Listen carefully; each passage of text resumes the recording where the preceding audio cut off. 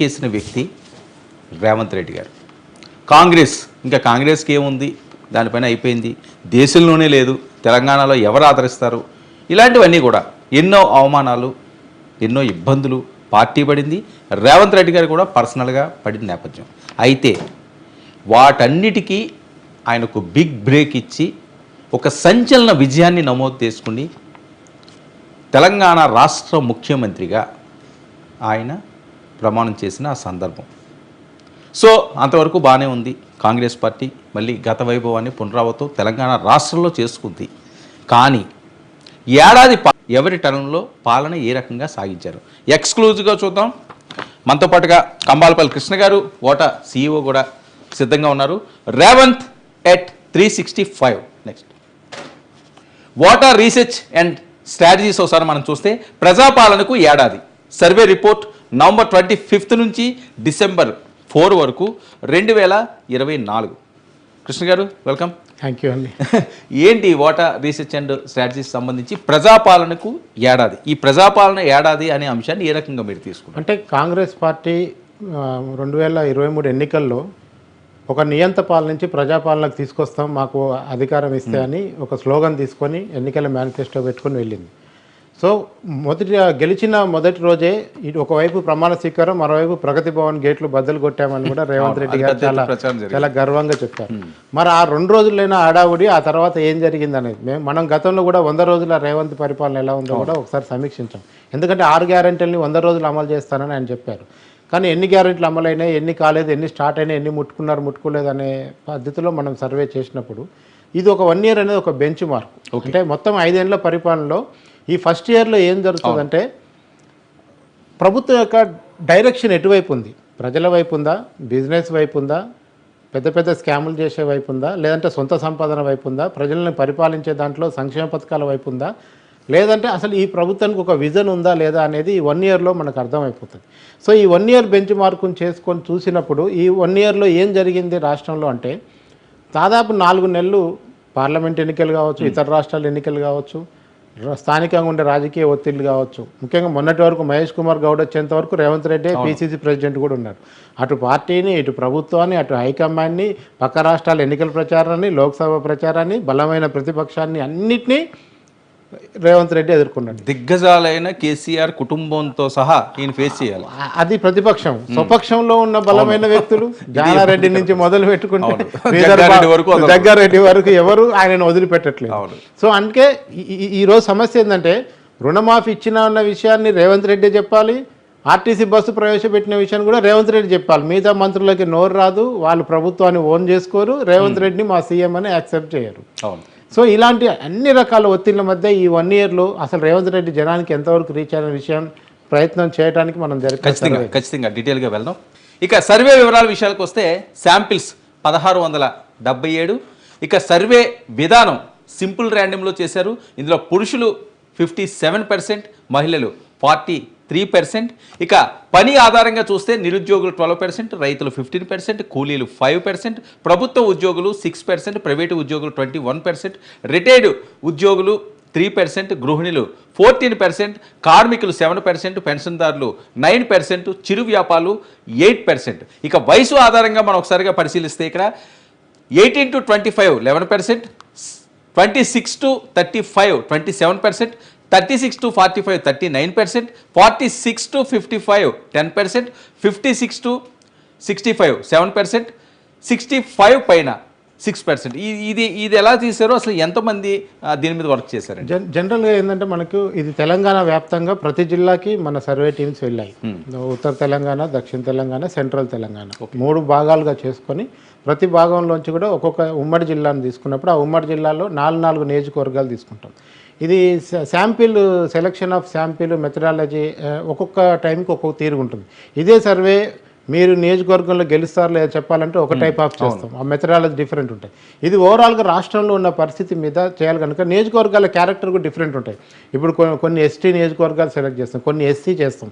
బలమైన SC ST నియోజకవర్గాలలో ప్రజల పట్ల, ప్రభుత్వం పట్ల ఏ విధంగా ఉందో తెలుసుకుంటాం. ముఖ్యంగా హైదరాబాద్ రంగారెడ్డికి వస్తే మేము HYDRAA affected areas, Musi affected areas మీద మేము ఫోకస్ చేసినాం. మిగతా జిల్లాల్లో ఎక్కువ బీసీ ఓటర్లు ఇప్పుడు మనకు బీసీ గణన ఇవి కూడా జరుగుతున్నాయి కనుక బీసీ ఓటర్లని దాదాపు 40-50% రీచ్ కావడానికి ప్రయత్నం చేసినాం. సో శాంప్లింగ్లోనే ఇన్ఫ్లుయెన్సర్లు కూడా ఉంటారు. మీరున్నారు, మీ ఊర్లో మీరు ఒక 100 మందిని ఇన్ఫ్లుయెన్స్ చేస్తారనుకుంటే మీతో మాట్లాడితే 100 మంది అభిప్రాయం నాకు తెలిసిపోతుంది. నేను 100 మందిని కలవాల్సిన అవసరం కూడా లేదు. అట్లాగే ఒపీనియన్ మేకర్సు, ఇన్ఫ్లుయెన్సర్సు ఆల్రెడీ గతంలో ఆ నియోజకవర్గానికి పార్టీలకు ఉన్న ట్రాక్ రికార్డు, గత ఎన్నికల్లో ఆ నియోజకవర్గం ఎలా స్పందించాయి, ఇప్పుడు జనం అంటే ఇప్పుడు ఏంటంటే మనం పొలిటీషియన్ దగ్గర పోయానుకోండి, అతను ఏ పార్టీ అయితే దాన్నే మనకు అంటగడతాడు.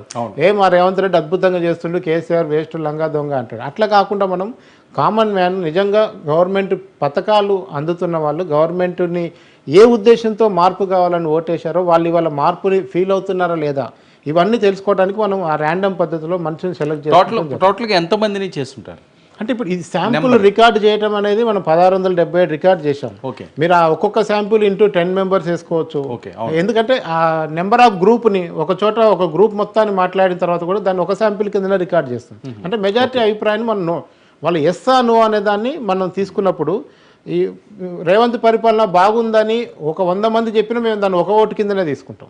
ఓకే, ఎందుకంటే 100 ఓట్లు వేయడం వల్ల పెద్ద లాభం లేదు. గ్రౌండ్లో కృష్ణ గారు ఇక్కడ చాలా మంది ఆసక్తికరమైన విషయం, గ్రౌండ్లోకి మీరు వెళ్ళినప్పుడు అసలు దేని మీద ఎక్కువగా ఇంట్రెస్ట్ చూపిస్తున్నారు? హైడ్రా అనే విషయం అన్నది కాంగ్రెస్ ప్రభుత్వానికి అది మంచి చేస్తుందో చెడు చేస్తుందో అని పులినోట్లో తలపెట్టినట్టు అన్న చందంగా ఉంది అని మాట్లాడే పరిస్థితి. ఆ ఎఫెక్ట్ ఏమైనా కనిపిస్తున్నది, పాజిటివ్ ఆర్ నెగిటివ్? ఇక్కడ 2 విషయాలండి. రాజకీయంగా చైతన్యం ఉండి రోజు న్యూస్ ఫాలో అయ్యి ఒపీనియన్ మేకర్స్, రాజకీయాలు మాట్లాడే వాళ్ళు మాత్రం హైడ్రాని అనవసరంగా రేవంత్ రెడ్డి ఇప్పుడు తలకెత్తుకున్నాడు. జిహెచ్ఎంసీ ఎన్నికలకు ముందు ఇలాంటి పని ఎవరన్నా చేస్తారా, అసలు ఇది రాజకీయమైన తెలివైన నిర్ణయమైనా కాదా అని కూడా ప్రశ్నిస్తుంది. ఎందుకంటే 1 సంవత్సరం ఆగుంటే జిహెచ్ఎంసీ మేయర్ పీఠం కూడా వచ్చిన తర్వాత మీరు ఏది పెట్టుకున్నా మళ్ళీ 3 ఏళ్ళు టైం ఉండేది, అప్పటికల్లా అంతా ఈ నెగిటివ్ అంతా పోయేది అనేది ఎక్కువ మంది. ఇదే వాయిస్ మీకు ఇందులో గతంలో కూడా వచ్చింది టీఆర్ఎస్ పార్టీ కూడా. ఎందుకు బీఆర్ఎస్ ఆ 3వసారి అయిపోయిన తర్వాత పార్టీ మార్చుకుంటే అనవసరం సెంటిమెంట్ తీసుకున్నారని. సో అదే తప్పు చేస్తున్నట్టు అదొకటి. ఈవెందో మూసిని టచ్ చేయడం కూడా ఒరిజినల్గా మూసిని ఇప్పుడు టచ్ చేస్తేనే 5 ఏళ్ళకి అవుతుందో లేదో కూడా డౌట్. ఎందుకంటే నెక్స్ట్ ఎలక్షన్ టైం కూడా మూసి అవుతుందో లేదని డౌట్. ఎందుకంటే వాళ్ళందరినీ తరలించడం, వాళ్ళకి ప్యాకేజీలు ఇవ్వడం, పునరావాసం కల్పించడం అంత ఈజీ టాస్క్ ఏం కాదు. కాకపోతే ఏంటంటే రేవంత్ రెడ్డి ఒక మొండి ధైర్యంతో పోతున్నట్టు లెక్క. రాజకీయాల్లో బేసిక్స్ మాట్లాడుకునే వాళ్ళు ఎవ్వరు కూడా రేవంత్ రెడ్డి నిర్ణయాన్ని ఎవ్వరూ సమర్థించట్లేదు. ఇది చాలా సుసైడ్ థింగ్, ఇది ఎట్లా పెట్టాడు రేవంత్ రెడ్డి మాట్లాడు. అందుకే జనం ఏం మాట్లాడంటే రేవంత్ రెడ్డి కొంచెం మొండిగానే ధైర్యంగానే పోదలుచుకున్నాడు. ఎందుకంటే 4 ఏళ్లలో అత్యంత షార్ట్ టైంలో సీఎం అయిన వ్యక్తి సీఎం పదవి నెక్స్ట్ టైం రావాలని, రెన్యువల్ కావాలని కోరుకుంటాడు కదా. మరి రేవంత్ ఇన్ని రిస్కులు చేస్తున్నాడు అన్న చర్చ కూడా జనంలో చాలా బలంగా ఉంది. సో ఆ రకంగా చూసుకున్నప్పుడు హైడ్రా, మూసీ అనేవి జనాన్ని కొంత భయపెట్టాయి. ఇక్కడ హైదరాబాద్లో ఉన్న విజువల్స్ జిల్లాల ప్రజలను కూడా భయపెట్టాయి. మళ్ళీ హైడ్రా ఇక్కడికి వస్తే మీకు ఏ జిల్లా సెంటర్ పోయినా చెరువు పక్కన ఇండ్లు ఈజీగా ఉంటాయి ఆటోమేటిక్గా. సో అందుకనే జనం కొంచెం అడలిపోయే ఉన్నారు హైడ్రా విషయంలో. Right, okay. యూత్ విషయానికి వస్తే యూత్లో ఏమైందంటే మొన్న టీచర్ ఉద్యోగాలు ఇచ్చిన తర్వాత కొంచెం సంతోషంగా ఉన్నారు. ముఖ్యంగా నోటిఫికేషన్ గ్రూప్స్ విషయంలో జరిగిన హంగామా, ఆ గ్రూప్స్ పరీక్షల దగ్గర మళ్ళీ గొడవలో రాజకీయ పార్టీలు చేరిపోయి వాళ్ళని రెచ్చగొట్టారన్న ఆ సెన్స్ కూడా కొంచెం యూత్ గమనిస్తున్నారు. ఎందుకంటే కేవలం రేవంత్ రెడ్డి ప్రభుత్వాన్ని ఏదో రకంగా ఇరుకున పెట్టాలని బీఆర్ఎస్ కొంత యూత్లో చేరిపోయి అక్కడి నుంచి వాళ్ళతో ఉద్యమాలు ఆందోళనలు చేయించిందన్న అభిప్రాయం కూడా మనకు క్లియర్ కనపడ్డది. సో అందుకని ఇప్పటికిప్పుడు ఇమ్మీడియట్గా యూత్ మేము ఈ ప్రభుత్వాన్ని ఎన్నుకున్నాం, మాకు మోసం చేసింది, ఏం రాలేదు అనే దానికంటే కూడా పాత నియామకాలైనా ఈయన ఇచ్చాడు కదా, కేసీఆర్ హయాంలో ఇచ్చిన నియామకాలైనా ఈయన ఉద్యోగాలు చిక్కుముళ్ళు విప్పి ఇచ్చానని చెప్తున్నాడు. కొత్తగా ఉద్యోగాలు కూడా కొన్ని మొన్న టీచర్ అవి క్లియర్ చేశాడు. గ్రూప్స్ నడుస్తున్నాయి. సో ఒక జాబ్ క్యాలెండర్ కూడా వాళ్ళకు ఒక ఐడియా అంచనా ఉంది. విద్యా కమిషన్ ఒకటి ఏర్పాటు చేశారు. సో సెటిల్గా తొందరలోనే అన్ని విషయాలు సెట్ అవుతాయన్న భావనతో ఇంకా హోప్ అయితే యూత్లో. అంటే సింపుల్గా స్ట్రైట్గా ఏ జోనర్ పాజిటివ్గా ఉంది, ఏ జోనర్ కొద్దిగా నెగిటివ్గా ఉంది?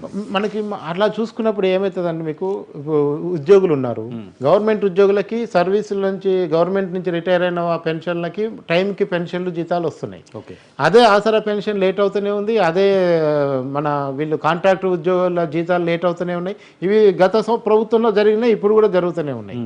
సో కాకపోతే గత ప్రభుత్వంలో ప్రభుత్వ ఉద్యోగులు పెన్షన్దారులు కూడా లేటుగా తీసుకున్నారు జీతాలు, పెన్షన్. వాళ్ళకి ఇప్పుడు 5వ తారీఖు లోపు అన్ని సెటిల్ అవుతున్నాయి. ఓకే, సో అందుకనే కొంచెం ఆ సెక్షన్ హ్యాపీగానే కనపడుతుంది. రైతులు ఉన్నారు, రైతు బంధు ఇవ్వకుండా రుణమాఫీని 3 విడతల్లో కంప్లీట్ చేశాడు. 500 రూపాయలు బోనస్ ఇచ్చాడు.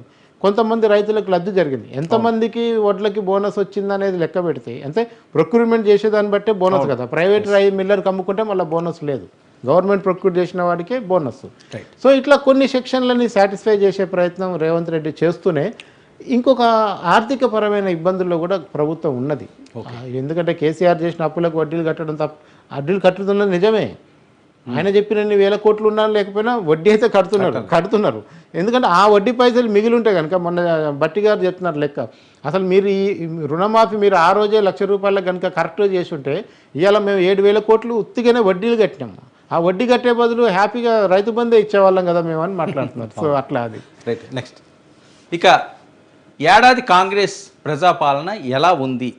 బాగుంది అన్నవాళ్ళు 31% చూపిస్తున్నారు. ఇక బాగోలేదు అన్నవాళ్ళు 35%, పర్వాలేదు అన్నవాళ్ళు 22%, చెత్తగా ఉంది అన్నది 12%. అంటే ఇక్కడ బాగోలేదు అన్నదానికే ఓటు ఎక్కువ పడ్డట్టుంది. అంటే మీకు అందుకని ఈ గవర్నమెంట్ పాస్ మార్కులకు దగ్గరగా వచ్చి ఆగిపోయింది ఈ 1 ఇయర్లో. అలా అని పూర్తిగా ఫెయిల్ కూడా కాలేదు. అంటే 1 ఇయర్లో 31% అన్నా సరే ఓకే. ఎందుకంటే బికాజ్ చాలా ఒత్తిళ్ల మధ్య ఆ పర్సెంటేజ్ తెచ్చుకోవటం కూడా గొప్ప విషయం. ఒకటి, ఖజానాలో డబ్బులు లేవు. 2, బలమైన ప్రతిపక్షం ఉన్నది. ప్రతిపక్షం ఏమో నాకు చిన్నగా లేదు. గ్రామాల్లో కూడా ఇప్పటికీ బలంగా ఉన్నది. కొంతమంది ఎమ్మెల్యేలు అటు ఇటు మారారు 10 మంది, కానీ కింద ఉన్న cadre, second third level cadre ఎవరు కూడా ఇమ్మీడియట్గా పార్టీలు మారిన సందర్భం కూడా లేదు. సో చాలా ఒత్తిళ్ల మధ్య ఎంతో కొంత మంచి చేసాం అనిపించుకోగలగటం కూడా గొప్ప విషయం. నా దృష్టిలో ఈ మాత్రం పర్సెంటేజ్ రావడం కూడా గొప్ప విషయం. అంటే ఫస్ట్ ఇయర్లోనే మనం అలా డిసైడ్ అవ్వగలం. ఇంకోటి అసలు బేసిక్గా చూసుకుంటే 9.5 years ఉన్న పరిపాలన 1 yearతో పోల్చడం కూడా అంత లాజికల్ థింగ్ కాదు. కాకపోతే ఈ గవర్నమెంట్ యొక్క ఆబ్జెక్టివిటీ ఏంది ఈ ప్రజల పట్ల? ఎందుకంటే కాంగ్రెస్ అనేది తెలంగాణ ఇచ్చి నష్టపోయి ఇప్పుడు గెయిన్ అయిన రాష్ట్రం. అట్లాంటి దాంట్లో కాంగ్రెస్ ఎంత జాగ్రత్తగా చేస్తే తప్ప మళ్ళీసారి గెలవడానికి అవకాశం లేదు. సో అందుకని ఈ పర్సెంటేజ్ నేనేమి నెగిటివ్ కింద చూడను, బట్ ఫ్యాక్ట్ అయితే ఇదే. ఓకే. ఇక ప్రజావాణి దరఖాస్తులను పరిష్కరిస్తున్నారా అన్న అంశం మీద వెళ్తే అవుతున్నాయి అని చెప్పి 60% చెప్తున్నారట, కావటం లేదు అని చెప్పి 23%, కొన్ని మాత్రమే అన్నవాళ్ళు 34%, తెలియదు అన్నవాళ్ళు 27%. ఇది ప్రజావాణి అనే అంశాన్ని కదా వీళ్ళు ప్రధాన ఎజెండాగా తీసుకోవడం జరిగింది. లేదు, ప్రజావాణి అనేది ఒక వేదిక.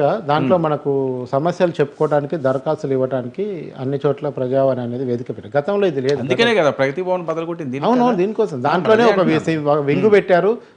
మొత్తం రాష్ట్రం నుంచి కూడా జనం వచ్చి లైన్ కట్టి లైన్లో పోయి పెద్ద కార్యక్రమంగా తీసుకున్నారు. అయితే ఇందులో ఏంటంటే మీరు అప్లికేషన్ ఇచ్చిన తర్వాత మీ పని అయిందా లేదా అని చెప్పే ఫీడ్బ్యాక్ సిస్టంలో కొంచెం డిలే అవుతుంది. ఓకే. ఇప్పుడు నాకేం కోపం వస్తుందంటే, నేను పోయి నా బాధ చెప్పుకొని వచ్చిన మీ దగ్గర నుంచి నాకు ఫోన్ రాలేదనుకోండి, సార్ నా పని అవుతుందన్నా చెప్పాలి, అవ్వట్లేదన్నా చెప్పాలి. 2 ఆన్సర్ లేకుండా నన్ను బ్లాంక్లో పెట్టడం వల్ల ఏమైందంటే కొంచెం మీ గవర్నమెంట్ ఏం చేయట్లేదురా అనే ఫీలింగ్ అట్లా కొంచెం చెప్తున్నారు.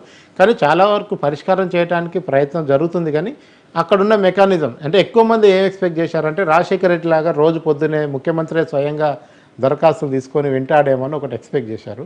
అది కొంచెం జరగట్లేదు. ముఖ్యమంత్రి మొదటి రోజే వచ్చాడు, ఈ తర్వాత ఎప్పుడు కూడా మళ్ళీ ప్రగతి భవన్లో అప్లికేషన్ తీసుకున్న పరిస్థితి అయితే మనం చూడలేదు. సో మిగతా మంత్రులు పోతున్నారు, అటెండ్ అవుతున్నారు.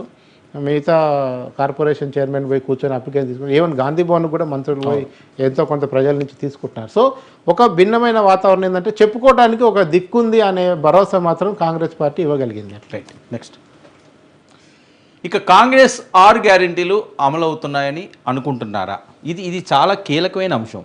ఇక అవుతున్నాయి అన్నది 14%, కావు అన్నది 20%, కొన్ని మాత్రమే 62%, తెలీదు 4%. కాంగ్రెస్ ఏదైతే 6 గ్యారెంటీలు అనే అంశం మీదే ఈసారి ప్రభుత్వాన్ని ఏర్పాటు చేసింది. 6 గ్యారెంటీల మీద ప్రజలు కాంగ్రెస్కి ఓటేశారు అని చెప్పి వస్తున్న వాయిస్. మరి ఇక్కడ చూస్తుంటే అది కాస్త నెగిటివ్గానే కనిపిస్తున్నదేమో. కొన్ని మాత్రమే 62% అంటున్నారట, కావు అని చెప్పి 20% అంటున్నారట. 6 గ్యారెంటీలే కదా వీళ్ళకి ఊపిరి పోసింది. 6 గ్యారెంటీలు అనేది అధికారం రావడానికి ఉపయోగపడ్డది, అందులో డౌట్ లేదు. ఎందుకంటే దాంట్లో మీరు చూడండి, పెన్షన్ని 2,000 నుంచి 4,000 చేస్తా అన్నారు. ఎవరికైనా ఆశ ఉంటుంది కదా. 200 ఉన్న పెన్షన్ని కేసీఆర్ 2,000 చేశాడు. రేవంత్ రెడ్డి వస్తే 4,000 అయిద్దనేసరికి ఎంతో కొంత పెన్షన్దారుల, ఎందుకంటే ఇప్పుడు చాలా కుటుంబాలు ఆ 2,000 పెన్షన్ మీదనే నెలవారు బతుకుతున్న వృద్ధులు చాలామంది మనకు తెలంగాణలో కనిపిస్తారు. అంటే బిడ్డల నుంచి సహకారం ఉన్నా లేకున్నా కేసీఆర్ బిడ్డలాగా 2,000 ఇస్తున్నాడని మాట్లాడిన వాళ్ళు కూడా చాలామందిని చూసాము. అట్లాంటిది రేవంత్ రెడ్డి వచ్చి 4,000 ఇస్తా అంటే ఎవరు కాదంటారు? సో అది ఒకటి అమలు కాలేదు ఇమీడియట్గా. రెండోది మహిళలకు 2,500 ఇస్తున్నారు, అది కాలేదు. రైతు భరోసా స్టార్ట్ కాలేదు. మనకు నిరుద్యోగ భృతి కాలేదు, ఫీజు రియంబర్స్మెంట్ జరగట్లేదు. సో మెడికల్కి అట్లాగే ఎడ్యుకేషన్కి నిధులు చాలా తక్కువ 4%, 7% బడ్జెట్లో పెట్టారు. ఇట్లా 6 గ్యారెంటీ. మీరు అంచనాలు చూస్తుంటే ఒక ఉచిత బస్సు తప్ప మిగతా అన్ని కూడా అంటే మీకు అమలు అవుతున్న దాంట్లో ఉచిత బస్సు ఒకటి, 500 రూపాయల సిలిండర్ ఒకటి, 200 యూనిట్ల లోపు కరెంట్ ఒకటి మీకు అమలు అవుతుంది. ఆరోగ్యశ్రీ లిమిట్ని 10 లక్షలకు పెంచడం ఒకటి. ఇవి ఒక 4-5. చాలా ఇబ్బంది కదండి. మొదటి ఏడాదిలోనే ఇవన్నీ కూడా ఎంత ఫెయిల్యూర్లు కనిపిస్తున్నాయి. ఇది ఫెయిల్యూర్ కంటే కూడా అంచనా లేకుండా హామీలు ఇచ్చినట్టు నాకు అనిపిస్తుంది. మీకు అసలు కేసీఆర్ రేవంత్ రెడ్డి రాగానే ఏం చేశాడు? మేము ఇక్కడ లంకె బిందెలు ఉన్నాయని వచ్చాము, ఆడ ఖాళీ బిందెలు కనపడ్డాయి అన్నాడు. అంటే అసలు మన జేబులో రూపాయే లేదు, కానీ మనం 100 రూపాయలకు హామీలు ఇచ్చి కూర్చున్నాం. ఎక్కడి నుంచి తేవాలి ఇప్పుడు? మళ్ళీ అల్టిమేట్గా అప్పే తేవాలి. ఆల్రెడీ గత ప్రభుత్వం చేసిన అప్పులకు కడుతున్న వడ్డీలకే ఇప్పుడున్న ఆదాయం సరిపోతలేదు. మళ్ళీ కొత్త అప్పులు తేవాలి, కొత్త ప్రణాళికలు కొత్త హామీలు అమలు చేయాలి. మరి ఇది ప్రతిపక్షాలకి కాస్త వస్తుంది అంటే మీరు ఇలా భారతదేశంలో మోడీ దగ్గర నుంచి రేవంత్ రెడ్డి వరకు అప్పు చేయని రాష్ట్రం ఏదని మాట్లాడుతున్నారా? అట్లాంటి ఏ రాష్ట్రమైనా ఏ దేశమైనా ఎంతో కొంత అప్పులు చేయకపోతే నడవదు. ఆ అప్పుల కన్నా ఏదో ఒకటి తనఖా పెట్టి నడిపిస్తుంటారు. కాకపోతే తెచ్చిన అప్పుని ఏ విధంగా దేనికి ఉపయోగపడుతుంది? మీరు ఫ్లైఓవర్లు బిల్డింగ్లు కట్టుకుంటూ పోయారనుకోండి, అప్పు ఎన్ని రోజులు తెచ్చినా వేస్ట్. అంటే మీకు పెట్టుబడి అనేది మళ్ళీ మనకు తిరిగి వచ్చే వాటిలో పెడితే అప్పుకు అర్థం ఉంటుంది. ఎక్కడెక్కడ తీసుకొచ్చి ఎవరి జేబులకు వాళ్ళు డబ్బులు వేసుకుంటూ పోతే ఇంకా ఎన్ని అప్పులు తెచ్చినా అలాగే ఉంటుంది. రైట్. నెక్స్ట్, ఇక 200 యూనిట్ల లోపు వారికి 0 కరెంటు బిల్ అమలు అవుతుందా? ఇందాక అమలు అవుతుందనే చెప్పారు కాబట్టి అమలైన దాంట్లో ఇది ఒకటి ఉంది కాబట్టి పాజిటివ్. అవుతుందని 34%, కావడం లేదని 7%. ఇక దాని మధ్య మన పరిగణలో తీసుకొని అవసరం లేదు, 34% వచ్చేసిందంటే. నెక్స్ట్, ఇక జీతాలు పెన్షన్లు సకాలంలో వస్తున్నాయా? ఇవి కూడా వస్తున్నాయి అన్నట్లుగానే మీరు చెప్పారు. నెక్స్ట్, ఇక ఎవరి పాలన బాగుంది? ఇది చాలా కీలకమైందండి. ఇప్పుడు తెలంగాణ రాష్ట్రంలో కాంగ్రెస్ ప్రభుత్వం అధికారం చేపట్టి ఏడాది అయిన సందర్భంగా గతంలో అంటే 9 సంవత్సరాలని దీంతో కంపేర్ చేయలేం కాక, కానీ ఈ సంవత్సరంలో వీళ్ళు ఏం చేశారన్నది చాలా కీలకంగా మారుతున్న పరిస్థితి కాబట్టి అది ఒక్కసారి పరిశీలిద్దాం. ఎవరి పాలన బాగుంది? రేవంత్ రెడ్డి గారు 35%, కేసీఆర్ గారు 44%, ఇద్దరు వేస్ట్ 19%. కొత్త సీఎం రావాలి 2%. అది సాధ్యం కాదు కాబట్టి 2% వరకు ఉండిపోయింది. ఇప్పుడు కొత్త సీఎంని ఎక్కడ తీసుకొస్తారు? ఉన్న సీఎం గారే నడిపించాల్సిన పరిస్థితి మొన్న 4 సంవత్సరాలు. ఏంటంటే ఇంత డిఫరెన్స్ కనిపిస్తున్నది? ఆ 9 ఏళ్ళు పాలనకి సంబంధించి ఆ 44%. అంటే జనం ఏం చేస్తున్నారంటే, మీకు కేసీఆర్ అప్పు చేసిండు అబ్బా, కానీ అప్పు మాకు కూడా పెట్టిండు, ఆయన ఒక్కడే తినలేదు మాకు కూడా పెట్టిండు అని జనం మాట్లాడుకుంటారు. ఇంకా కేసీఆర్ కాళేశ్వరంలో అవినీతి చేస్తే రేపు రేవంత్ రెడ్డి మూసీలో అవినీతి చేస్తాడు, పోయేది ఏముందని మాట్లాడుతున్నారు. కేసీఆర్ తిన్నాడు పెట్టిండు అనే భావన కనపడుతుంది. ప్రజలు చాలా విజ్ఞులు కదా, ఏదో అనుకుంటారు కానీ వీళ్ళు పొలిటీషియన్స్. కేసీఆర్ తిన్నాడు కానీ మాకు పెట్టిండు, మరి రేవంత్ రెడ్డి తింటుండో మొత్తం ఆయనే తింటుండో మాకైతే పెట్టట్లేదు అనే దాంట్లో. అంటే జనానికి ఒక కంఫర్ట్ అలవాటు చేసిన తర్వాత అది కంటిన్యూ చేయలేదు అనుకోండి. మనం ఇలా 3వ ఫ్లోర్కి రావాలి, రోజు లిఫ్ట్లో వస్తున్నాము, 1 నెల రోజులు మెట్లెక్కి రమ్మనండి చాలా మంది బాధపడతారు. వీళ్ళ పరిస్థితి కూడా అట్లాగే ఉంది. కేసీఆర్ కొన్నిటికి అలవాటు చేసిపోయాడు, అవి కొన్ని ఇక్కడ సాగటం లేదు రేవంత్ రెడ్డి వచ్చిన తర్వాత.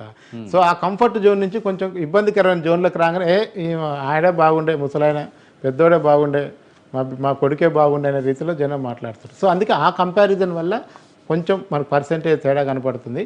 అదర్వైజ్ రేవంత్ రెడ్డి వాళ్ళు చేసిన పాజిటివ్ అంశాలు కూడా ఉన్నాయి. అవి రిఫ్లెక్ట్ కాకపోవడానికి కారణం ఏంటంటే, గ్రామాల్లో ఇంకా కేసీఆర్ ఇవాళ కూడా కేసీఆర్ భాషకి యాక్సెప్ట్ ఉంది కానీ రేవంత్ రెడ్డి భాషకి లేదు. సో అందువల్ల కూడా ఇంకా మనకు ఆ ఫిగర్ అనేది అట్లా. కానీ ఈ 19% కూడా ఆలోచించదగ్గదండి, తక్కువేం కాదు. ఎందుకంటే ఇద్దరు వేస్ట్ అనే ఆలోచనలోకి వచ్చారు అంటే. ఎందుకంటే కేసీఆర్ చేసిన తప్పుల నుంచి బయటపడేస్తాడని రేవంత్ రెడ్డిని తీస్తే, రేవంత్ రెడ్డి 6 నెలల్లో నిజ స్వరూపం చూపించారని మాట్లాడుతున్న వాళ్ళు కూడా ఉన్నారు. ఓకే. సో ఆ 19% దాని కిందకే వస్తారు. సో ఈయనకు ఆయనకు తేడా లేదు, అధికారం అనేది ఎవరికి ఉన్నా అలాగే ఉంటుంది తప్ప వీళ్ళు ఏం చేయరు అనేది 19% జనం కన్క్లూజన్కి వచ్చారు ఆల్రెడీ. ఓకే. నెక్స్ట్, ఇక రేవంత్ ప్రభుత్వం 5 ఏళ్ళు ఉంటుందా? ఇదేంటంటే మొదటి రోజు నుంచి కూడా వీళ్ళు 6 నెలల్లో పడిపోతారు, 3 నెలల్లో పడిపోతారు, ఏడాదిలో పడిపోతారని ప్రచారం చేస్తున్న నేపథ్యం అదే క్వశ్చన్ తీసుకోవడం జరిగింది. ఇక్కడ ఉంటుంది 67%, అలాగే ఉండదు 12%, రేవంత్ను మారుస్తారు 9%, ఎవరు వచ్చినా ఇంతే 12%. అసలు వన్ సైడ్ అయిపోయినట్టున్నది కదా. ఉంటుంది. ఎందుకు ఉంటుందంటే, రేవంత్ని మారిస్తే అసలు ఈ ప్రభుత్వమే ఉండదు. అవును, కరెక్ట్. ఇప్పుడు రేవంత్ని టచ్ చేస్తే ఈ ప్రభుత్వం ఉండదు. ఎందుకంటే ఇంకా ఏ సీఎం వచ్చినా ఆర్థికంగా ఇప్పుడు ఈ రాష్ట్రాన్ని నడిపించటం బలంగా నడిపించడంలో రేవంత్ని మించిన వ్యక్తి. ఈవెన్ రేవంత్ ఏదైతే తన వాయిస్తో వచ్చాడో అదే వాయిస్ ఆయనని అధ్యక్షుని చేసింది, సీఎంని చేసింది. ఇవాళ ఆయన బలంగా ప్రతిపక్షాలకు ఏదైనా వాయిస్ ఇవ్వగలుగుతున్నా అంటే ఆయనే ఇవ్వగలుగుతున్నాడు. మీరు ఆయన స్థానంలో కాంగ్రెస్లో ఉన్న టాప్ 4 మిగతా వాళ్ళని ఊహించుకోండి, వాళ్ళ స్పీచ్లు ఊహించుకోండి. వాళ్ళలో ఎవరు సీఎం అయినా ఎమ్మటే కేసీఆర్ ఫామ్ హౌస్ నుంచి బయటకు వస్తాడు ఆటోమేటిక్గా. ఇంకా రేవంత్ ఉండు కనుకనే కొంచెం ఆలోచిస్తున్నాడు అనిపిస్తుంది నాకైతే. Okay, next. ఇక సీఎం గారు రేవంత్ రెడ్డికి ఎన్ని మార్కులు వేస్తారు? 25 మార్కులు వేసిన వాళ్ళు 59%. 25 మార్కులు వేసిన వాళ్ళు 59%, 50 మార్కులు వేసిన వాళ్ళు 35%, 75 మార్కులు వేసిన వాళ్ళు 6%, 100% వేసిన వాళ్ళు ఒక్కరు కూడా లేరు. సో 25 మార్కులు అన్న అంశాన్ని మనం పరిగణలోకి తీసుకోలేం కదా. 25 అంటే అది పాస్ మార్క్ ఏం కాదు కదా. కాదు 50 అన్నది ఒక 35 పాస్ మార్క్ వచ్చింది. ఓకే, అంటే ఇది ఏ రకంగా తీసుకున్నారండి? అంటే ఎలాంటి అంశాలని అడిగారు వాళ్ళని? అంటే రేవంత్ రెడ్డి యొక్క క్యాపబిలిటీస్, తను సీఎంగా ఎలా ఉన్నాడు, పరిపాలన మీద పట్టుందా, తెలివైన నిర్ణయాలు తీసుకుంటున్నాడా, బ్యాలెన్స్ చేయగలుగుతున్నాడా, క్యాబినెట్ని ముందుకు తీసుకుపోగలుగుతున్నాడా, ప్రతిపక్షాలకు జవాబు చెప్పగలుగుతున్నాడా, కేంద్రం నుంచి నిధులు తేయగలుగుతున్నాడా, మిగతా పరిశ్రమలు తేయగలుగుతున్నాడా, అమెరికాకు పోయినప్పుడు ఒప్పందాలు ఏం చేసుకొచ్చాడు, ఈ రాష్ట్రం మీద ఆయనకైనా విజన్ ఉందా ముఖ్యమంత్రిగా, ఈ అన్ని పారామీటర్ ద్వారా మనకి ఈ ఫిగర్ ఎరైజ్ అవుతుంది మనకి. సో 35, 75 లేదు, అసలు 100 అన్నది ఎవరికి సాధ్యం కాదులేండి అది. నెక్స్ట్,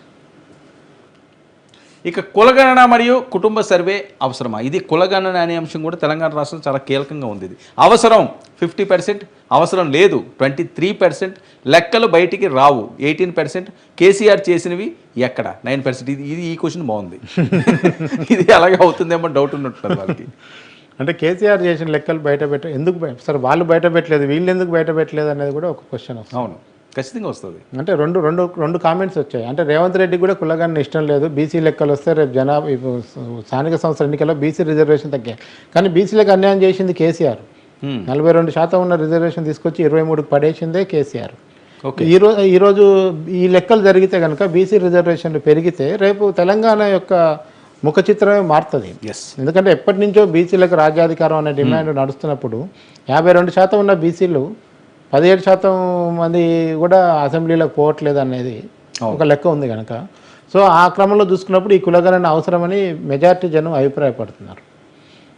సో లెక్కలు బయటికి రావు అన్న అంశం కూడా చేసినా ఇవి చెప్పరు, ఎందుకు వేస్ట్ మన టైం వేస్ట్ అని నిరాశ కూడా. అది ఎందుకంటే లాస్ట్ టైం చేసిందే మీకు కేసీఆర్ వచ్చిన రోజు మొత్తం తెలంగాణ అంతా బంద్ పెట్టి ఎవరు ఎక్కడికి పోవద్దు, అందరు ఇళ్లలో కూర్చొని సరే 1 డేలో కంప్లీట్ చేసిండు. మీకు ఐడియా ఉంటుంది. అవును, 1 డే మొత్తం తెలంగాణ అంతా స్తంభింపజేసి అందరూ ఉదయం పూట సర్వే చేసి సాయంత్రం నుంచి గేమ్స్ ఆడుకుంటూ కూర్చున్నారు.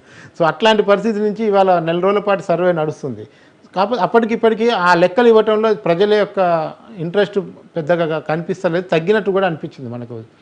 ఊకే బ్యాంక్ అకౌంట్లు అడుగుతున్నారు, అది అడుగుతున్నారు, ఇది అడుగుతున్నారు, ఒక దుష్ప్రచారం కూడా జరిగింది దాని మీద. ఏమైనా సరే ఒక 50% జనం అయితే ఎవరి వాటా ఎంతో తేలాలంటే జనాభా గణన అవసరం, కుల గణన అవసరం అని కూడా చెప్తుంది. ఇక హైడ్రా మీ ప్రాంతానికి రావాలి 12%, వద్దు 43%, అక్రమం ఏదైనా కోల్చాలి 29%, కేవలం బెదిరించడానికే 15%. రావాలి అని కోరుకున్న వాళ్ళు ఎవరు? ఎందుకు కోరుకుంటారంటే హైడ్రాలో చెరువుల పరిరక్షణ మీద ఇంట్రెస్ట్ ఉన్నోళ్ళు, పొల్యూషన్ దాని మీద ఇది ఉన్నవాళ్ళు, మనకు చూడటానికి మనం కూడా ఒక ఇల్లు కొనుక్కొని చెరువుకి ఇంత దూరంలో కొనుక్కుంటే మన ఇల్లు కనపడకుండా చెరువుకి మొత్తం అడ్డం కట్టేసిన వాళ్ళు వీళ్ళందరూ. ఇది మీకు జిల్లాల్లో కూడా ఏమవుతుందంటే ఏదైతే ఎఫ్టీఎల్ బఫర్ జోన్ అనే విషయంలో చాలా ఆ కన్స్ట్రక్షన్ వల్ల మీకు హైదరాబాద్లో ఏమవుతుందంటే దాని నాలాలో పోవాల్సిన నీళ్లు దాని చుట్టూ ఇండ్లు కట్టడం వల్ల అనవసరమైన కాలనీలోకి నీళ్లు ఎంటర్ అయ్యి గందరగోళమైన పరిస్థితి. మన కూకట్పల్లి నుంచి మీరు నాగోలు వరకు తీసుకోండి, ఏ కాలువని దాని పరిధిలో దాన్ని పోనిస్తే ఎక్కడ ఇల్లు కట్టుకున్నా అక్కడ క్షేమంగా ఉండేవాళ్ళు. ఎప్పుడైతే మీరు నాలాల పక్కన ఇల్లు కట్టి నీళ్ళని డైవర్ట్ చేసి పక్క కాలనీకి, నా కాలనీకి నీళ్లు రావని నేను ఇల్లు కొనుక్కుంటే నా కాలనీకే నీళ్ళు రావటం మొదలైంది. సో అట్లాంటి వాళ్ళందరూ ఖచ్చితంగా హైడ్రా రావాలి, ఇండ్లు కూల్చి దాన్ని లెవెల్ చేసి నీళ్ళని పోవడానికి ఏర్పాటు చేయాలని చాలామంది కోరుకుంటున్నారు ఆ విషయాన్ని. ఓకే, వద్దు అన్న వాళ్ళు 43% అంటే ఎక్కువ నాలాల చుట్టే ఉన్నాయంటారు. ఖచ్చితంగా మీకు మీ సిటీలోకి మీరు విలేజ్లోకి వెళ్ళినా, మున్సిపాలిటీకి వెళ్ళినా, టౌన్లోకి వెళ్ళినా మొత్తం state wide overall not only Hyderabad, Rangareddy overall report. Right. ఇక మూసీ ప్రక్షాళన అవసరమేనా? ఇది చాలా ఇంపార్టెంట్ అంశం. ఇందాక నేను ముందుగా చెప్పినట్లుగా పులినోట్లో తలపెట్టాడు ఈయన. అంటే తేనె తుట్టిని కదిల్చారు. మరి అది ఎలాంటి పరిణామాలు చోటు చేసుకుంటే ఫ్యూచర్లో. అవసరం 50%, అవసరం లేదు 15%, పూర్తి చేయడం కష్టం 19%, వ్యాపారం కోసమే 16%, అవసరం అని 50% అంటున్నారు అంటే చాలా కీలకం. ఎందుకంటే మనకి మూసీలో ఓన్లీ హైదరాబాద్ ఎంటర్ అయిన కాంచి మళ్ళీ హైదరాబాద్ ఎగ్జిట్ వరకే మనకు మూసీ ప్రాబ్లం ఉంది. అంతకు ముందున్న మూసీకి ఇబ్బంది లేదు, హైదరాబాద్ దాటిన తర్వాత ఇబ్బంది లేదు. ఇంకెక్కడ ప్రాబ్లం అయితే హైదరాబాద్ లిమిట్స్లోంచి స్టార్ట్ అవుతుందో అక్కడి నుంచి సమస్య ఉంది. అయితే ఎక్కువ మంది ఏం కోరుకుంటున్నారంటే హైదరాబాద్కి ఉన్న చారిత్రక నేపథ్యాన్ని చూసుకున్నప్పుడు మూసీ కంప్ అనేది ఒక పెద్ద చర్చనీయమైన అంశం. ఆ మూసీ హైదరాబాద్ అంటే ఎంతో ఖ్యాతి, ఎంతో హిస్టారికల్. ఒకప్పుడు దేశంగా ఉన్న నగరాన్ని ఇవాళ మూసీ పేరు మీద మూసీ చుట్టూ అన్నీ కట్టేసి ఆ జామ్ అయ్యి ఎక్కడికక్కడ పోకుండా ఇవాళ వరదలకు కారణం ఈ అక్రమ కట్టడాలే. మూసీ చుట్టూ అనుమతులు లేకుండా కట్టినవి. ఇవన్నీ చూసుకున్నప్పుడు ఏంటంటే ఆ మూసీ నిజంగా క్లియర్ చేసి ఆ స్మెల్ అనేది లేకుండా చేస్తే ఒక అద్భుతమైన నగరం కింద హైదరాబాద్ ఎప్పటికీ మిగిలిపోతుంది. ఇది ఇవాళ రేపు ఒకరిద్దరికి కష్టం కావచ్చు, కానీ భావితరాలకి భవిష్యత్ తరాలకి మనకు ఎవరో చెట్లు పెడితే ఇవాళ మనం గాలి పీలుస్తున్నాం. ఇది కూడా అలాంటిదే. మూసీని కూడా ఇప్పుడు బాగు చేసుకోగలిగితే నిజంగా రేవంత్ రెడ్డి దాంట్లో కమర్షియల్ ఎంత చేస్తారు ఏందనేది పక్కన పెడితే మూసీ స్మెల్ లేకుండా హైదరాబాద్ నుంచి బయటికి కనుక పారటం మొదలు పెడితే దానికి మించిన అద్భుతం లేదు. అది మన హయాంలో మనం కూడా కల్లారా చూడాలని కోరుకుంటున్నాను నేను కూడా. ఎందుకంటే అంతేలేండి, ఎవరో ఒకటి ఏదో మొదలు పెట్టాలి. అడ్డంకులు అవరోధాలు అన్నీ ప్రతిదానికి ఉంటాయి, ఖచ్చితంగా ఉంటాయి. ఇక కేసీఆర్ కేటీఆర్లను అరెస్ట్ చేస్తారు అనుకుంటున్నారా? చేస్తారు 7%, చెయ్యరు 54%, రాజీ కుదిరింది 14%, ఏవైనా జరగచ్చు 20%. చాలా కాన్ఫిడెంట్గా ఉన్నారు. వాళ్ళని అరెస్ట్ చేయలేరేమో, చేస్తే మళ్ళీ వాళ్ళకి సెంటిమెంట్ వెళ్తుందేమో. అవును. అంటే యాక్చువల్ ఏంటంటే గవర్నమెంట్ రాగానే వీళ్ళిద్దరిని అరెస్ట్ చేస్తారని పెద్ద ప్రాపగండా జరిగింది. ఈవెన్ మొన్న 144 సెక్షన్ పెట్టినప్పుడు కూడా కేటీఆర్ ఇంటి చుట్టూ జనం వచ్చారు, ఏ రాత్రైనా లిఫ్ట్ చేస్తారని. అంటే వాళ్ళకు కూడా కొంత లోపటి నుంచి సమాచారం వస్తుంది, ఇంటెలిజెన్స్ నుంచి ఇంకా వాళ్ళ మనుషులు పనిచేస్తున్నారు అనేది అర్థమవుతుంది. అయితే ఇది కేవలం రాజకీయ కక్షలతో అరెస్ట్ చేస్తే సింపతి వస్తుంది, అందులో డౌట్ లేదు. కానీ లీగల్గా అరెస్ట్ చేస్తే ఇప్పుడు కవితని ఛార్జ్ షీట్ బేస్ చేసుకొని అరెస్ట్ చేశారు. ఏం సింపతి వచ్చింది ఆమెకి? ఏం రాలేదు. ఆమె లిక్కల్ వ్యాపారం చేసిందని అన్నారు తప్ప ఆమెను అమాయకంగా అన్యాయంగా అరెస్ట్ చేసినని ఎవరు అనట్లేదు. రేపు వీళ్ళు చేసిన కాళేశ్వరం కానీ అట్లాగే టెలిఫోన్ ట్యాపింగ్ కానీ విద్యుత్ ఒప్పందాలు కానీ ఇవి కనుక లీగల్గా ప్రూవ్ అయ్యి సిఐడిలో సిబిఐలో కేసులు పెట్టినప్పుడు మాత్రం ఖచ్చితంగా వాళ్ళ అరెస్ట్ ఉండటానికి అవకాశం ఉంటుంది. సో అది నిజంగా వాళ్ళ అరెస్ట్ ఎప్పటికీ ఉండదంటే అది ఖచ్చితంగా వీళ్ళిద్దరు రాజీ పడ్డట్టే లెక్క. కానీ న్యాయపరంగా రేపు గవర్నర్ దగ్గర ఒక ఫైల్ ఉంది, జ్యుడిషియల్ కమిషన్ దగ్గర ఒక ఫైల్ ఉంది, ఇవన్నీ క్లియర్ అయిపోయి వీళ్ళ అరెస్ట్ కనుక ఓకే అని ఇస్తే కదా అప్పుడు ఖచ్చితంగా. ఇక్కడ ఒకసారి అది మీరు చూడొచ్చు, ఏవైనా జరగవచ్చు అంటే వీళ్ళ మీద అనుమానాలు ఉన్నాయని 25% అన్నారంటే చాలా ఎక్కువ శాతం. ఖచ్చితంగా తప్పులు జరిగినాయని నమ్ముతున్నారు. కేసీఆర్ తప్పులు చేయలేదని ఎవరు అనట్లేదండి. కేసీఆర్ తప్పులు చేశాడని గ్రామీణ ప్రాంతంలో ఉన్న ముసలాయనకు కూడా తెలుసు. కానీ తిననోడు ఎవడయ్యా అనే డైలాగ్తోనే కదా ఇప్పటిదానికి వచ్చింది. కేసీఆర్ తినలేదని ఎవ్వరు అనట్లేదు. తింటే తిన్నాడు, మాకు కూడా పెట్టాడని అనేవాళ్ళే తప్ప తినలేదని ఎవరు, అందరికీ అవేర్ తెలుసు.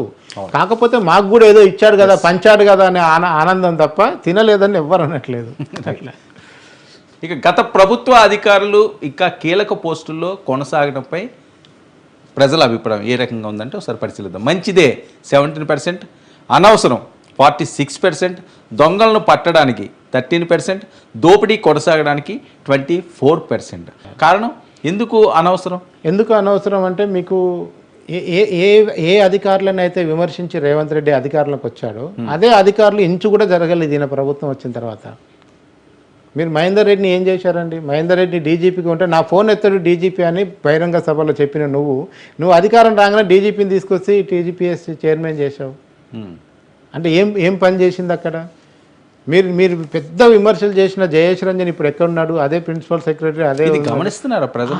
అదే నవీన్ మిట్టల్ ఎక్కడున్నాడు? అదే భూసేకరణ దగ్గర అక్కడే ఉన్నాడు కదా. మీరు అసలు ఏ ప్రభుత్వం అయినా చీఫ్ సెక్రటరీ మార్చకుండా 1 year పరిపాలిస్తుందా కొత్త ప్రభుత్వం వచ్చాక?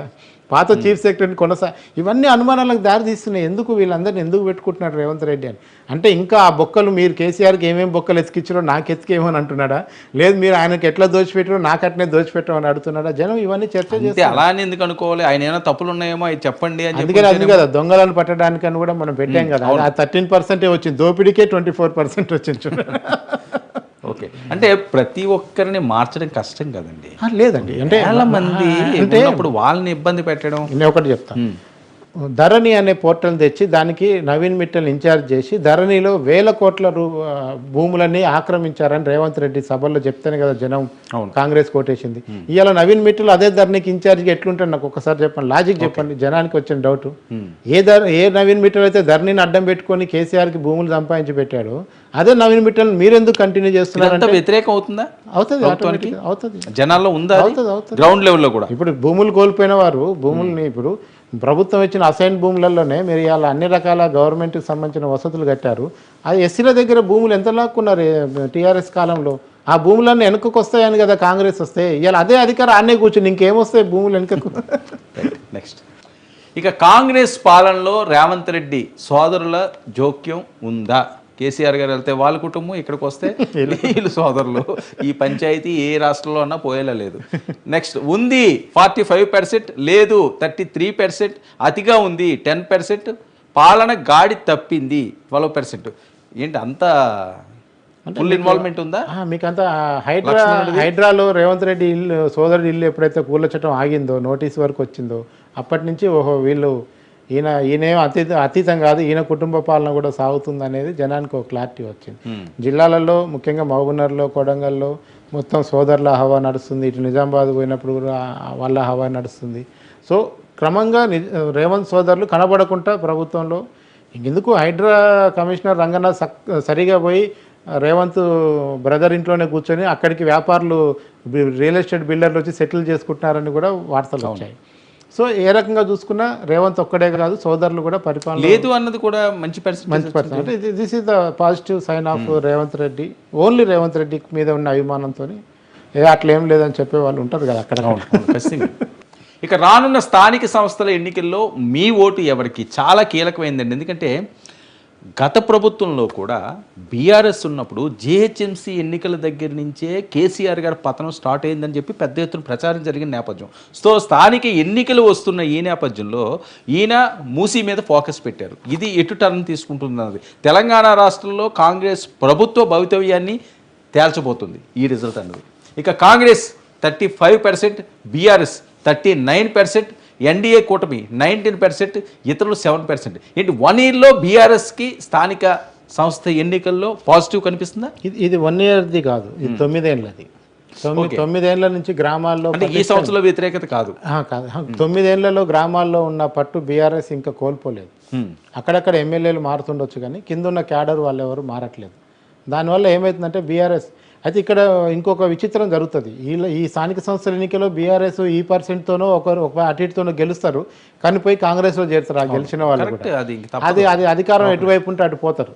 సో రేపు కనుక రైతు భరోసా స్టార్ట్ అయ్యి మిగతా హామీలు కనుక లైన్ మీదకి వచ్చాయనుకోండి, ఈ పర్సెంటేజ్ కూడా రివర్స్ కావచ్చు. కాంగ్రెస్కే 39 వచ్చి బీఆర్ఎస్ 35 కూడా రావచ్చు. జిహెచ్ఎంసీ ఎలా ఉండే ఛాన్స్ ఉంటుంది? జిహెచ్ఎంసీకి ఈ 2 కాకుండా బీజేపీ నుంచి కూడా ఒక థ్రెట్ ఉంటుంది. ఎందుకంటే లాస్ట్ టైం బీఆర్ఎస్ని ఓడించింది కూడా బీజేపీ. 44 కార్పొరేట్లు రావడంతో మొత్తానికే సినిమా మారిపోయింది. ఈసారి బీజేపీ డైరెక్ట్గా మేయర్ మాదే అంటుంది. సో బీజేపీ మేయర్ మాదే అంటే మళ్ళీ అందులో బీఆర్ఎస్ కూడా పాత్ర ఉంటుంది. మొన్న పార్లమెంట్ సీట్లు 8 ఎక్కడి నుంచి వచ్చినాయి? బీఆర్ఎస్ కొన్ని, కాంగ్రెస్ కొన్ని ఇస్తేనే బీజేపీకి వచ్చినాయి. సో ఈసారి కూడా మేయర్ పీఠం విషయంలో కనుక బీజేపీకి అంత కాన్ఫిడెన్స్ వస్తుందంటే అది కేవలం బీఆర్ఎస్ని దృష్టిలో పెట్టుకునే. వీరిద్దరు ఒకటైన విషయం మనకు జిహెచ్ఎంసీ ఎన్నికల్లో తేలిపోతుంది చూడండి మీరు. ఇక కీలక కామెంట్స్. రేవంత్ మాటకారే కానీ పనిమంతుడు కాదు. రేవంత్ స్పీచ్లకు అభిమానులు ఉన్నారు కానీ పాలనకు కాదు. తెలంగాణ గురించి తెలిసిన నాయకుడు కేసీఆర్ ఒక్కడే. రానున్న జిహెచ్ఎంసీ ఎన్నికల్లో కాంగ్రెస్కు గుండు సున్నా తప్పదు. రియల్ ఎస్టేట్ డబ్బుల కోసమే మూసి ప్రక్షాళన. కేసీఆర్ డబ్బులు తిన్నాడు, జనానికి కూడా పెట్టాడు. కేసీఆర్ కేటీఆర్లను అరెస్టు చేసే దమ్ము రేవంత్కు లేదు. రేషన్ కార్డులు ఇవ్వకుండా ఎన్ని పథకాలు పెడితే ఏం లాభం? కేసీఆర్ మీద కోపంతో కాంగ్రెస్కు ఓటేశాను తప్ప రేవంత్కు కాదు. 10 ఏళ్ల తర్వాత అధికారం వస్తే కాంగ్రెస్ నేతలు ఆగుతలేరు. ఇక అధికారం లేకుండా ఏడాది కూడా ఉండలేకపోతుంది బీఆర్ఎస్. వయసు పోరగాళ్ళు ఒట్టు వేయించుకుని కాంగ్రెస్ను గెలిపించారు. కేసీఆర్ ఆనవాళ్ళు లేకుండా చేయడం రేవంత్ వల్ల కాదు. తెలంగాణ రాష్ట్రంలో వివిధ జోనర్స్లో ఉన్న వాళ్ళ అభిప్రాయాలు ఇవి. ఇక కేసీఆర్ అప్పులు తెచ్చి మా కడుపులు నింపిండు, డబుల్ బెడ్రూమ్ ఇండ్లు ఇచ్చి ఉంటే కేసీఆర్ ఓడిపోయేవాడు కాదు. ఇక ఆర్టీసీ బస్సుల్లో మహిళలకు సగం టికెట్ అయినా తీసుకోవాలి, టైంపాస్ కోసం బస్సులో ఎక్కేవారు ఎక్కువయ్యారు, యూత్ బీజేపీ పట్ల మోడీ పట్ల క్రేజ్గా ఉన్నారు, రానున్న రోజుల్లో బీసీలకు రాజకీయ ప్రాధాన్యత పెరుగుతుంది, బీజేపీ ఎమ్మెల్యేలు ఉన్న చోట నిధులు కేంద్రాన్ని అడగమంటున్నారు, కేసీఆర్ అప్పులు తీర్చడానికే రేవంత్కు టైం సరిపోవడం లేదు, రేవంత్ పాలనను అంచనా వేయాలంటే ఇంకొంత సమయం ఇవ్వాలి, కేసీఆర్ ఉంటే ఇప్పటికి 2 సార్లు రైతు బంధు ఇచ్చేవాడు, సీఎం సీటు కాపాడుకోవడమే రేవంత్ రెడ్డి డ్యూటీ, చంద్రబాబు దయతోనే రేవంత్ సీఎం అయ్యారు. ఏంటి కొసమెరుపు? ఇవాళ మీరు ఎక్కడ చూసినా కానీ చాలామంది నామినేటెడ్ పోస్టుల్లో కానీ వాటిల్లో కూడా ఇంకా ఆంధ్ర మూలాలు ఉన్న వాళ్ళని రేవంత్ రెడ్డి కూడా నియమించాడు. అది కేవలం చంద్రబాబు డైరెక్షన్తోనే జరిగిందని కూడా చెప్తున్నారు. ఇవాళ రేవంత్ రెడ్డి ఇక్కడ ఉండటం వెనకాల బీజేపీ సపోర్ట్ కూడా ఉంటుందండి. మీ తర్వాత కామెంట్స్లలో వస్తుంది కూడా. అంటే ఇక్కడ రేవంత్ రెడ్డి ఉండాలా, బీఆర్ఎస్ ఉండాలా అని కోరుకున్నప్పుడు బీజేపీ ఆప్షన్ చంద్రబాబు ఇప్పుడు అవసరం కనుక రేవంత్ రెడ్డిని కూడా ప్రశాంతంగా ఉండనివ్వండి అనేది. ఇప్పుడు చంద్రబాబు లింక్ ఏంటంటే కీలకమైన పాయింట్. ఎందుకంటే ఉమ్మడి రాజధాని అయిపోయింది, హైదరాబాద్లో ఉమ్మడి రాజధాని అయిపోయింది. ఇప్పుడు హైదరాబాద్లో హైడ్రా పెట్టడం వల్ల రియల్ ఎస్టేట్ వ్యాపారులందరూ కూడా మళ్ళీ ఆడ చంద్రబాబు వచ్చాడు, గట్టి ప్రభుత్వం వచ్చింది, బలమైన ప్రభుత్వం వచ్చింది, అమరావతి డెవలప్ కోసం ఇక్కడ రియల్ ఎస్టేట్ వ్యాపారం అందరూ మళ్ళీ విజయవాడ షిఫ్ట్ అయ్యారు. ఇక్కడ ఏ రోజైనా చెరువు పక్కన కట్టిన వాళ్ళందరూ కూలుస్తారని షిఫ్ట్ అవుతున్నారు. ఇక మీకు ఇవాళ హైదరాబాద్లో రిజిస్ట్రేషన్ల సంఖ్య అవన్నీ గణాంకాలు తీసుకుంటే ఆదాయం తగ్గుతుంది. ఇది అమ్మటాలు కొనటాలు తగ్గిపోయినాయి. మీకు రేట్లు తగ్గకపోవచ్చు కానీ ఇవి రిజిస్ట్రేషన్లు అవి తగ్గిపోతున్నాయి. చాలామంది రియల్ ఎస్టేట్ పడిపోవటం అంటే ఏమనుకుంటారంటే ఆ రేట్ ఏం మారట్లేదు కానీ అమ్మటం కొనటం తగ్గుతుంది. ఓకే, జనరల్గా రియల్ ఎస్టేట్ పడిపోవటం ఏంటంటే అంతకుముందు 10,000 గజం దొరికితే ఇప్పుడు 5,000 దొరికితే రియల్ ఎస్టేట్ పడిపోయినట్టు. ఆ 10,000 రేటు తగ్గట్లేదు, కాకపోతే వాడు అమ్మట్లేదు. ఎందుకంటే ఇప్పుడు అమ్మినా ఎవడు కొనేటోడు లేడని వాడు ఆ రేటు మాత్రం తగ్గట్లేదు ఎవరైనా కొందామన్నా. దానివల్ల ఇబ్బంది. సో అందుకని ఇక్కడున్న రియల్ ఎస్టేట్ వాళ్ళందరూ ఏం చేశారు, ఇక్కడ కట్టిన బిల్డర్లు అందరూ కొద్ది రోజులు హైదరాబాద్ విరామం ఇచ్చి అటు పోయి అక్కడ మంచి ప్రభుత్వం వచ్చింది, గట్టి ప్రభుత్వం వచ్చింది, ఆడ చూసుకుందామని అటువైపు ఖచ్చితంగా కనబడుతుంది. నెక్స్ట్ కీలక కామెంట్స్ లో కొన్ని అంశాలను కూడా మనం ప్రస్తావిద్దామండి. కేసీఆర్ ఇచ్చిన ఉద్యోగాలను తన ఖాతాలో వేసుకున్నాడు రేవంత్ రెడ్డి. రేవంత్కు పరోక్షంగా బండి సంజయ్, ధర్మపురి అరవింద్ సపోర్టు చేస్తున్నారట. పెన్షన్లు పెంచిన కేసీఆర్ను ఎప్పటికీ మర్చిపోలేం. ప్రజావాణి దరఖాస్తులు రోడ్ల మీదకు వస్తున్నాయి. కేసీఆర్ కాళేశ్వరం పేరుతో దోచుకుంటే రేవంత్ మూసీ పేరుతో దోచుకుంటాడు. ఇక ఒక్కో కులానికి విడివిడిగా న్యాయం చేశాడు కేసీఆర్. మార్పు కోసం ఓటేస్తే మాడ పగలగొట్టాడు రేవంత్. తులం బంగారం ముచ్చట తొంగలో తొక్కారు. ఇక సర్పంచ్ ఎన్నికలు జరగక గ్రామాలు దిక్కు లేకుండా అయ్యాయి. రేవంత్కు సర్దుకోవడానికి సమయం ఇవ్వాలి. కేసీఆర్ చేసిన రచ్చను సరిచేయాలంటే టైం పడుతుంది. మూసి ప్రక్షాళన చేస్తే బీఆర్ఎస్కు కడుపు నొప్పి ఎందుకో, ఇదొక వెర్షను. ఇక సోయాబీన్ కంది మొక్కలకు ప్రోత్సాహమే లేదు. తెలంగాణ పైసలను మహారాష్ట్ర ఎన్నికలకు ఎందుకు ఖర్చు పెట్టారు? కేసీఆర్ ప్రజలకు అన్నం పెడితే రేవంత్ సున్నం పెడుతున్నాడు. రేవంత్ వచ్చాక రియల్ ఎస్టేట్ పడిపోయింది, హైడ్రా కూడా ఒక కారణం. విద్యార్థులకు ఉచిత బస్సు సౌకర్యం పెడితే బాగుండేది. 0 బిల్లు విషయంలో అక్రమాలు జరుగుతున్నాయి. ఇటీవల టీచర్ ఉద్యోగాలు వచ్చిన వారు సంతోషంగా ఉన్నారు. కాంగ్రెస్కు అనుకూలంగా లేని వారిపై ఎమ్మెల్యేలు కేసులు పెట్టిస్తున్నారు. విదేశాలకు వెళ్లే విద్యార్థులకు తగిన సాయం అందటం లేదు. దళిత బంధు ఇవ్వకున్నా ఎస్సీ కార్పొరేషన్ రుణాలు అయినా ఇవ్వండి. ధరణి సమస్యలకు ఇప్పటికీ పరిష్కారం లేదు. కౌలు రైతుల విషయాన్ని రేవంత్ పక్కన పెట్టారు. దీన్ని ఏ రకంగా చూడాలండి ఈ కామెంట్స్?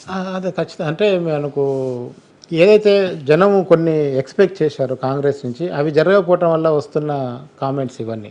ముఖ్యంగా మీకు దళిత బంధు అనేది కొన్ని కుటుంబాలైనా బాగుపడ్డాయి కదా, అది మొత్తానికి ఆపటం వల్ల కూడా ఈవెన్ దో బీసీ బంధు కూడా ఆగిపోయింది. గొర్రెల స్కీమ్ లేదు, కళ్యాణ లక్ష్మిది లేదు, ఇట్లా రకరకాల స్కీమ్స్. కేసీఆర్ హయాంలో ప్రతిదీ స్కీమే కదా. ఇప్పుడు ఆ స్కీములు ఏవి కూడా ఇంప్లిమెంట్ కాకపోవడం వల్ల జనం పోల్చుకోవటం అనేది పెంచారు. అంటే ఈ 1 ఇయర్లో కూడా ఈయన ఇంకా ఏం చేయట్లేదు. కానీ ఈ 1 ఇయర్లో చేయలేకపోవడానికి ఆయనకున్న అడ్డంకుల గురించి ఎవరు మాట్లాడలేదు. ముఖ్యంగా బడ్జెట్ లేదు, అక్కడ ఖజానాలో డబ్బులు లేవు, చేసిన అప్పులకి కట్టుకుంటూ పోతున్నారు అనే విషయాన్ని మాత్రం ఎవ్వరు గమనించట్లేదు. మూసీ పేరుతో దోచుకుంటున్నారు అని కామెంట్ రావడానికి అంటే మూసీలో రియల్ ఎస్టేట్ లింక్ ఉందనేది ఒక కామెంట్ స్టార్ట్ అయింది కదా. ఓకే. అంటే ఇప్పుడు రేపు మూసీని కనుక అటు నదికి లెఫ్ట్ రైట్ ఇంత కొన్ని మీటర్ల వరకు జరిపి అక్కడ కమర్షియల్ కాంప్లెక్స్ కడతాడు, అక్కడ జాగా ప్రొక్యూర్ అవుతుంది. రేపు ఆ ఇచ్చే కమర్షియల్ కాంప్లెక్స్ లీజుకి ఇచ్చే వాళ్ళందరూ కూడా రేవంత్ మనుషులే ఉంటారనేది ఒక పెద్ద ఆరోపణ. ఓకే. ప్రజావాణి దరఖాస్తులు రోడ్ల మీదకి వస్తున్నాయి, కొన్ని చోట్ల ఎక్కడో దొరికినాయి రోడ్ల మీద. మనం ఇచ్చిన అప్లికేషన్ కరెక్ట్ ఆఫీసులు ఉండాలి కానీ చెత్తకొండి కాడ కనపడటం ఏందనేది జనం. కృష్ణ గారు, ఇది కూడా చాలా కీలకంగా అంది. తులం బంగారం వచ్చట ఎవరు బంగారం వదులుకుంటారు? ఉచితంగా ఇస్తే ఎవరు ఏది వదులుకుంటారు? అందులో బంగారం అంటే ఇంకా సమయం ఇవ్వాలని కూడా కొంతమంది మాట్లాడుతారు. అంటే అది కూడా వాస్తవమే కదండి. ఎందుకంటే ఆయనకి 1 yearలో ఆయన ఏం సర్దుకుంటాడు? నిజంగానే ఇప్పుడు మీకు 50 రూపాయలు అవసరం ఉంది, మీ జేబులో 100 రూపాయలు అనుకోండి, విచ్చలవిడిగా ఖర్చు పెట్టేసి మీరు పెట్టొచ్చు. మీకు 100 రూపాయలు అవసరం ఉంది, మీ జేబులో 10 రూపాయలే ఉన్నాయి అనుకోండి, 90 రూపాయలు ఎట్లా తేవాలనే ఆయనకు అదే నిద్ర రాని విషయాలు ఉంటాయి. ఈ 90 రూపాయలు ఎట్లా సంపాదించాలి, ముందు సీట్ ఎట్లా కాపాడుకోవాలి, ముందు తోటి వాళ్ళతో ఎట్లా బతకాలి, ఇదంతా ఈ టెన్షన్లో ఆయన 1 yearలో 35% మార్కులు తెచ్చుకున్నట్టు కూడా గ్రేట్ అనిపిస్తుంది. ఇంకొక కీలకమైన అంశం ఏంటంటే, మీరు ఆంధ్రప్రదేశ్ని దీన్ని కంపేర్ చేసుకోవచ్చు. కౌలు రైతుల విషయాన్ని రేవంత్ పక్కన పెట్టారు. కౌలు రైతులు అనే నినాదంతో ఈరోజు పవన్ కళ్యాణ్ సక్సెస్ సాధించారు. కౌలు రైతులకి ఆయన సొంత డబ్బులు ఇచ్చుకుంటా. సో ఇక్కడ ఆయనకి నెగిటివ్గా కనిపిస్తుంది. ఎఫెక్ట్ ఏమన్నా కనిపించింది? కౌలు రైతులకు ఏదైనా చేయాలంటే గవర్నమెంట్లో ఉన్న రూల్స్ సరిపోవండి. అట్లా పవన్ కళ్యాణ్ లాగా సొంతంగా చేయాల్సి వస్తుంది. అది ఏ ముఖ్యమంత్రి ఏ నాయకుడు సొంతంగా డబ్బులు పెట్టి కౌలు రైతులకు చేస్తారు? అంటే కౌలు రైతులకు ఒకటి ఏంటంటే, కౌలు రైతులకి దగ్గర తీస్తేనేమో అసలు రైతు బాధపడతాడు. అసలు రైతుకు మనం లాభం చేసుకుని పోయిన రోజులు కౌలు రైతుకు లాభం జరగదు. దీనికి ఒక టెక్నికల్ పరిష్కారము. సో అందుకనే ఆయన జాగ్రత్తగా ఆయన డబ్బులు ఇచ్చుకున్నారా, ఇంకెవరితో సంబంధం లేకుండా? మరి మీకు ఎట్లా? ఎవరికి ఇబ్బంది లేదు, ఎవరికి ఇబ్బంది లేదు కదా. ఇప్పుడు మీకు ఆఖరి అయితే నేను డైరెక్ట్ పెట్టాను అనుకోండి, ఓకే, మీ ఆఫీస్ నుంచి ఓచర్ పెట్టి బిల్లు తెచ్చి పెట్టాలంటే లేట్ అవుతుంది కదా. అట్లే ఉంటుంది ఇది కూడా. తెలంగాణ పైసలు మహారాష్ట్ర ఎన్నికలకు ఖర్చు పెట్టడం ఏంటి? యాడ్స్ రూపంలో ఖర్చు పెట్టారు. మొన్న మహారాష్ట్ర ఎన్నికల్లో లోకల్ పేపర్ అన్నింటిలో యాడ్ ఇచ్చారు. మనం ఒకప్పుడు కేసీఆర్ భారతదేశంలో అన్ని రాష్ట్రాలలో ఫస్ట్ ఫేజ్లో యాడ్ ఇచ్చాడు. ఆయన 10 ఏళ్ళు పూర్తయిన సందర్భం, 9 ఏళ్ళకే 10 ఏళ్ళు పూర్తయిందని వేడుకలు చేశాడు. ఆ 9 ఏళ్ళ వేడుకలకు కూడా భారతదేశంలో ఉన్న ప్రతి రాష్ట్రంలో మెయిన్ పేజీలో యాడ్ ఇచ్చాడు. ఓకే, అన్నీ తెలంగాణ డబ్బులే కదా. సో ఇవాళ మహారాష్ట్ర ఎన్నికలకు మాత్రం తెలంగాణలో ఇది కూడా ప్రజలు గమనిస్తున్నారండి. ఖచ్చితంగా అండి, ఈ పర్సెంటేజ్ కూడా ఉంటారు కదా. ఓకే, మహారాష్ట్రలో ఇప్పుడు మీకు ఏమైపోయిందంటే, సోషల్ మీడియా వచ్చిన తర్వాత ఏ వార్త కూడా ఎక్కడ అది ఆగట్లేదు. గ్రామీణ ప్రాంతంలో మొబైల్ ఉండి చిన్నపాటి సెల్ ఉన్న స్మార్ట్ ఫోన్ ప్రతి ఒక్కరు కూడా అన్ని విషయాలు గమనిస్తూనే ఉన్నారు. సో అందుకనే విషయం మ్యాటర్ అయితే చేరుతుంది జనానికి. ఓకే, నెక్స్ట్ ఇక కీలక కామెంట్స్ విషయానికి వస్తే, ఫీజు రియంబర్స్మెంట్, నిరుద్యోగ భృతి కల్పించాలి, ట్రాఫిక్ చలాన్లు అధికంగా వేస్తున్నారు, దీనివల్ల రేవంత్కు చెడ్డ పేరు, స్కూళ్లలో కల్తీ ఆహారం ఘటనలు పెరిగిపోతున్నాయి, మెస్ ఛార్జీలు పెంచడం రేవంత్ చేసిన మంచి పనుల్లో ఒకటి.